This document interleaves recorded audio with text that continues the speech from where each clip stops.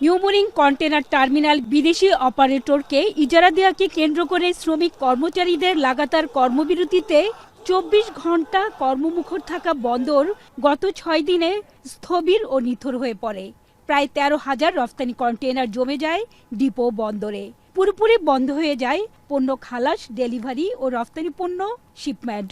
এতে ব্যাপক ক্ষতির মুখে পড়েছে দেশের অর্থনীতি। অবশেষে নৌ পরিবহন উপদেষ্টার অনুরোধে রোজা উপলক্ষে আগামী দুদিনের জন্য কর্মবিরতি স্থগিত করেছে আন্দোলনকারীরা। যদিও এই সময়ের মধ্যে এনসিটির চুক্তি বন্ধ রাখার বিষয়ে সরকার সিদ্ধান্ত না জানালে রোববার থেকে পুনরায় কর্মবিরতির হুঁশিয়ারি দিয়েছে বন্দর রক্ষা সংগ্রাম পরিষদ।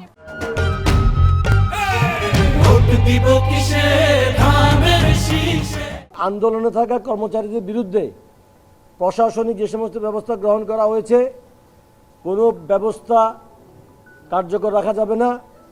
সকল ব্যবস্থা প্রত্যাহার করে কর্মচারীদেরকে তাদের স্ব স্ব জায়গায় পুনর্বহাল করতে হবে।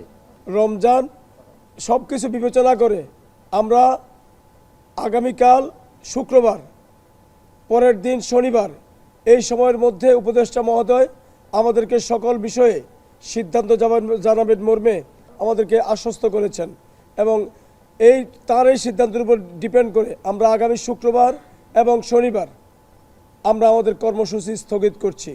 যদিও শ্রমিক কর্মচারীদের সাথে বৈঠক শেষে নৌ পরিবহন উপদেষ্টা বলেছেন এনসিটির চুক্তি হবেই, তবে দেশ ও বন্দরের স্বার্থ অক্ষুণ্ণ রেখেই চুক্তি করা হবে।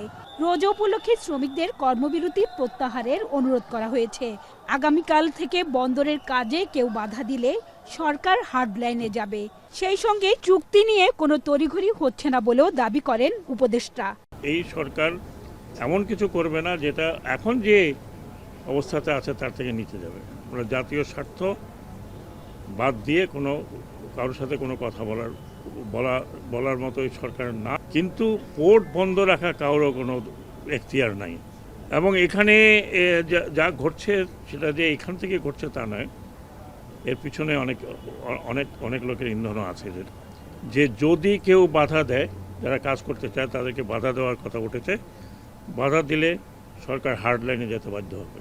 এদিকে গত ৬ দিনের কর্মবিরতিতে ব্যাপক ক্ষতি হয়েছে বলে জানান বার্থ অপারেটররা। আমরা বার্থ অপারেটররা প্রতিদিন গড়ে ৩০ থেকে ৩৫ লাখ টাকা করে আমাদের সম্মিলিতভাবে আমাদের ক্ষতি হয়েছে, যেটা আমাদের সামনে রোজার সময় শ্রমিকদের ঈদ বোনাস এবং স্যালারি সহ সবকিছু পেমেন্ট করতে আমাদের খুব দুরূহ হয়ে পড়বে।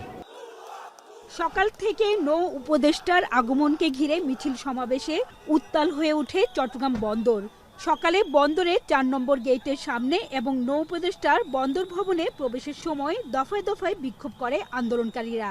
এ সময় বন্দর ভবন সহ জেটিতে প্রবেশের বিভিন্ন গেটে বিজিবি ও পুলিশের পাশাপাশি সেনা ও নৌ সদস্যদের মোতায়েন করা হয়। এনসিটি ইজারা দেওয়ার প্রক্রিয়া বন্ধ ও ১৬ শ্রমিক কর্মচারীদের বদলি আদেশ প্রত্যাহারের দাবিতে গত শনিবার থেকে কর্মবিরতি শুরু করেছিল শ্রমিক কর্মচারীরা।